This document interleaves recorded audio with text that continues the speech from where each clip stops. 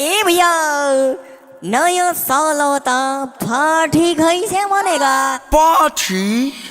यो कलुआ थारा भाई कलुआ ऐसा पार्टी मनाएगा कि किसी ने सोची ना होगी। बियरंडर से बवंडर लाऊंगा। सुनो, तोरा घर से मरिचाई आई, तोरा घर से प्याज, समझा?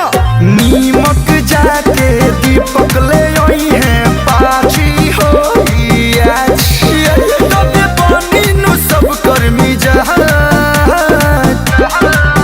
आसू भैया हो जल्दी जुटावा बंधन के समान। आसू भैया हो जल्दी जुटावा बंधन के समान। बड़ बुजुर्ग कह गिले कि दूर के ढोलक सुहावन होला और न्यू ईयर में खाली मुर्गे भात पावन होला।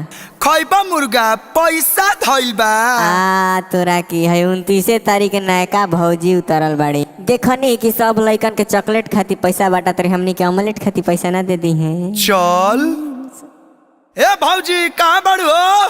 रुकिए 5 मिनट, सासू जी को खाना दे रही हूँ। अब बहरिया वो जल्दी अपन मुहावा दिखावो, पार्टी होला बरस दिन पर बरस ले ले आओ। बहरिया वो जल्दी अपन मुहावा दिखावो, पार्टी होला बरस दिन पर बरस ले ले आओ।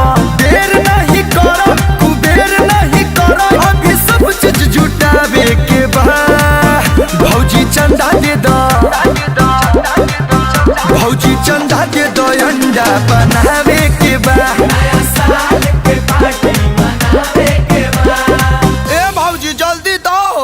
कैसे दे सकती हूँ, आपके भैया मुझे डांटने लगेंगे। यो कलुआ थारा देवर कलुआ को कोई कैसे डांट सकता है? बवंडर ला दूंगा। 2 रुपया दूंगी नहीं, बिन सैया से पूछे।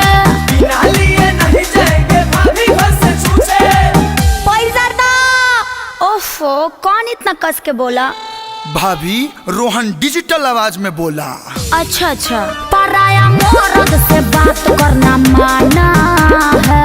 सुनिए, न्यू ईयर में नॉन वेज न खाना है, नया साल में नॉन वेज न खाना है, समझे देवर जी? देना है तो पैसा दीजिए, देना है तो पैसा दीजिए। अच्छा। थारा देवर कलुआ को ज्ञान मत दीजिए। चल रहे अमित वो भाऊजी के चल जाओ, ओल्ड इज गोल्ड। पाए लागी भाऊजी। खुश रही। अरे आज पुराना घर के दरवाजा कैसे याद आ गइल देवर जी? अरे मंगनी हनई की भौजी कही देली माना, आसारा पतहरे बा भौजी आज के खाना। चियारा चूड़ा द 2000 धरा द, अभी रसन उठावे के बा। भौजी चंदा दे दो,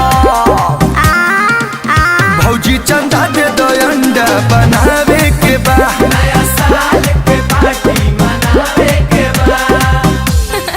अरे बस इतना छोटा बात खातिर हमर दुलरुआ देवर मुंह फुलैले बड़े। हाँ भौजी।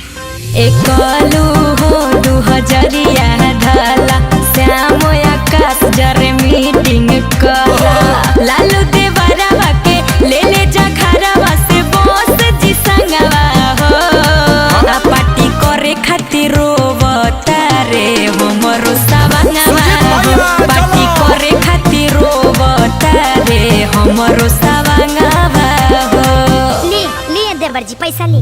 जुगे जुगे जिया भौजी, देलु जुड़वाई हो।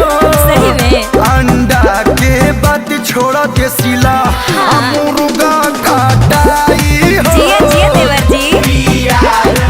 ऑनेस्ट देवर भाइयों के दियाई हो।